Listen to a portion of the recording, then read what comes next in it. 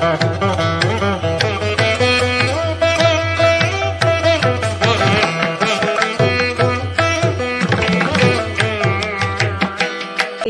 சிவனையை போற்றி எந்நாட்டவருக்கும் இறைவா போற்றி. அனைவருக்கும் வணக்கம்.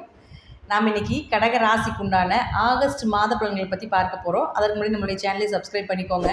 பெல் பட்டனில் ஆல் அப்படின்னு சொல்லக்கூடிய பட்டனை கிளிக் பண்ணிக்கோங்க. அப்போ தான் நம்ம போடக்கூடிய அனைத்து பதிவுகளுமே உங்களுக்கு உடனுக்குடன் வந்துக்கிட்டே இருக்கும்.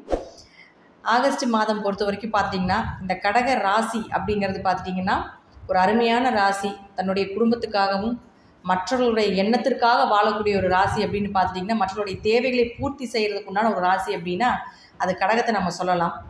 அதே போல் உங்களுக்கு 2ஆம் அதிபதி அப்படின்னு சொல்லக்கூடிய, நமக்கு பணம் ரொம்ப முக்கியம், அதே போல் நம்ம குடும்பம் ரொம்ப முக்கியம் இல்லைங்களா? அவர் எப்போவுமே உங்களுக்கு சூரியன் தான். அந்த பணமும் குடும்பத்தையும் கொடுக்கக்கூடிய கிரகம் யாருன்னு பார்த்துட்டிங்கன்னா சூரியன் தான். அந்த சூரியன் உங்களுடைய ராசியிலே இருந்தார். இது உங்கள் ராசி, அந்த ராசியிலே இருக்கார். இப்போது அவர் பார்த்துட்டிங்கன்னா அடுத்தது 2ஆம் வீட்டுக்கு வரப்போகிறார் 16ஆம் தேதி வரைக்கும். 2ஆம் அதிபதி ராசியில் இருந்தால் பண வரவு உண்டு. எப்படியும் காசு, பணம், சொத்து சேர்க்கை, அதற்குண்டான மோட்டிவேஷன், அதற்குண்டான தேவைகள், இதெல்லாமே நம்ம செய்யணும் அப்படிங்கிற எண்ணங்களும் அதற்குண்டான உழைப்பையும் அதற்குண்டான விஷயத்தை செய்து கொண்டே இருக்கும் அப்படிங்கிறது உண்மை. இப்போ அந்த இடத்த சனி பார்த்துட்டு இருக்கிறதுனால கொஞ்சம் தடை தாமதங்கள், அது வக்ர பார்வையை பார்க்கும் பொழுது தடை தாமதங்கள், நீங்கள் என்ன செய்கிறீங்களோ அதில் ஒரு தடைகள், அதே போல் நீங்கள் போகிற இடத்துல வர இடத்துல எல்லாமே உங்களுக்கு தேவையான ஒரு சேஃப்டி இல்லாமல் இருக்கிறதுக்கு கூட ஒரு அமைப்பை கொடுத்துருக்கும். அடுத்தது பாருங்கள், இப்போது அதே அந்த சூரியன் 2ஆம் இடத்துக்கு வரப்போகிறார் 16ஆம் தேதிக்கு மேலே. அப்பவும் சனியினுடைய பார்வை இருக்கும். ஆனாலும் அந்த சூரியன் அங்கே ஆட்சி பலம் பெறுகிறார். தன்னுடைய சொந்த வீட்டுக்கு வரப்போகிறார். 2ஆம் அதிபதி 2ஆம் வீட்டுக்கு வரும் பொழுது பண வரவு அதிகமாகும். வருமானம் நிச்சயமாக ஒரு ஸ்டேஜில் இருந்தீங்கனாலும் கூட இன்னொரு ஸ்டேஜுக்கு போகக்கூடிய ஒரு சூழ்நிலைகளை கண்டிப்பாக கொடுக்கும். அதில் மாற்றமே கிடையாது. உங்களுடைய பேச்சுக்கு, உங்களுடைய சொல்லுக்கு ஒரு மரியாதை அப்படிங்கிறது நிச்சயமாக உண்டு. எங்கே போனாலும் ஒரு அஷ்டமச்சனில் கெட்ட பேர், அவமானம் நிறைய வந்திருக்கும். அதில் நம்ம இல்லைன்னு சொல்லவே முடியாது.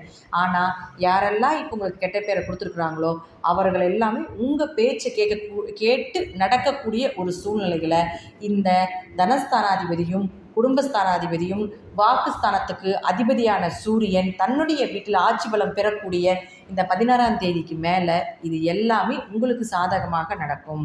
பொதுவாக 2ஆம் அதிபதி 2ஆம் இடத்தில் இருப்பது பணவரவு. ஃபஸ்ட்டு பணம் தான். 2ஆவது பார்த்துட்டிங்கன்னா சந்தோஷம், 3ஆவது குடும்பம், இதெல்லாமே கொடுத்துரும். அப்போது இந்த மாதம் சனியினுடைய வக்ர பார்வை பெற்றாலும் கூட சூரியனுடைய ஆட்சி பலம் பெறும் பொழுது இது எல்லாமே உங்களுக்கு சாதகமாக இருக்கக்கூடிய அமைப்பை ஏற்படுத்தி கொடுக்கும். பணம் கொடுக்கல் வாங்கல் பண்ணுறது, பணம் வெளியே கொடுத்து வராமல் இருக்கிறது, இதெல்லாம் உங்களுக்கு திரும்பி வருவதற்குண்டான வாய்ப்புகள் உண்டு. அடுத்து உங்களுடைய ராசிக்கு 3 மற்றும் 12ஆம் அதிபதினு சொல்லக்கூடிய புதன் உங்களுக்கு ராசியிலே இருக்கார், வக்ரமாக போகிறார். அதே போல் 3 12ஆம் அதிபதி வக்ரமான அலைச்சல் ரொம்ப ஜாஸ்தியாக இருக்கும். பயணங்கள் அதிகமாக இருக்கும். எங்கே போகிறோம், எதுக்கு என்ன பண்ணுறோம், என்ன செய்கிறோம் அப்படிங்கிற ஒரு நிலையே தெரியாத அளவுக்கு அலைச்சலை நிறைய கொடுத்துரும். அதே போல் பார்த்துட்டிங்கன்னா கணவன் மனைவிக்குள்ள சிறு சிறு கருத்து வேறுபாடுகளையும் ஏற்படுத்தி கொடுத்து விடுவார். உங்களுடைய சொந்த பந்தங்கள், உங்களுடைய கூட பிறந்த சகோதரர்கள் அவர்களிடமும் கொஞ்சம் கவனமாக இருந்து செயல்படுத்துங்கள் அப்படிங்கிறத உண்மை. அடுத்தது பாருங்கள், 4ஆம் அதிபதினு சொல்லக்கூடியவரும் 11ஆம் அதிபதினு சொல்லக்கூடிய சுக்கிரன் பாருங்கள் இங்கே இருக்கார், 2ஆம் வீட்டில் இருக்கார். 24ஆம் தேதிக்கு மேலே 3ஆம் வீட்டுக்கு வருவார். பொதுவாக 4ஆம் அதிபதினு சொல்லக்கூடியவர் 2ஆம் வீட்டில் இருந்தால் வீடு, மனை, சொத்துக்கள் மூலமாக ஏதாவது ஒரு பண வரவு, அதே போல் தாய் மூலமாக ஏதாவது ஒரு பண வரவு, இதெல்லாமே கிடைப்பதற்குண்டான வாய்ப்புகள் உண்டு. இப்போ அடுத்தது பாருங்க, அந்த சுக்கிரன் நீசமாக போகிறார். அதுவும் 24ஆம் தேதிக்கு மேலே கேதுவோட சேரப்போகிறார்.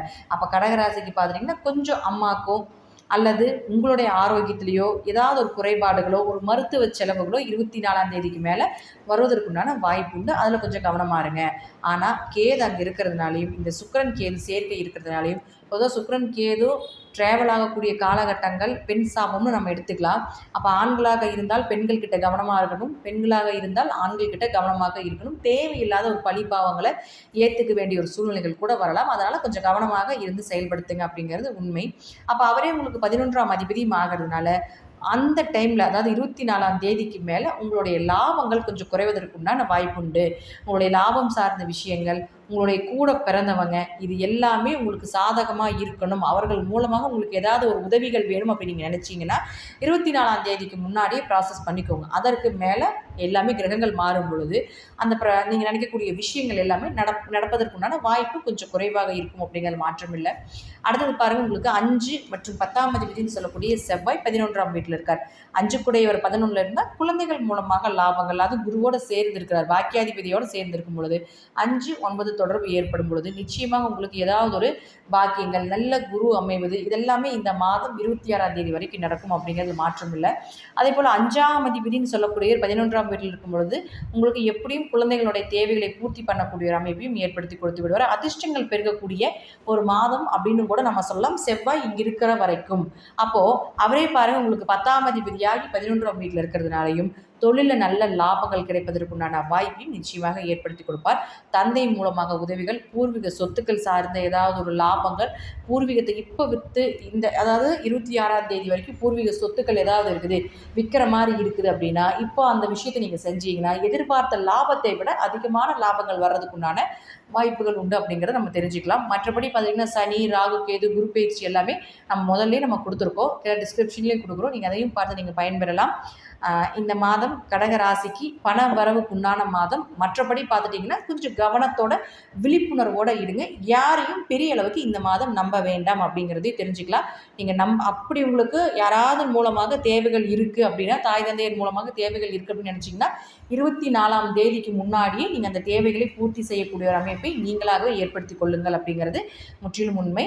மற்றபடி நான் சொல்லக்கூடிய கருத்துக்கள் தசாபுத்திப்படி சிறிது மாறுபடலாம். நன்றி. மீண்டும் ஒரு நல்ல பதிவில் சந்திக்கலாம். திருச்சிற்றம்பலம், தில்லையம்பலம், ஸ்ரீ நரசிம்மர் திருவடிகளே சரணம்.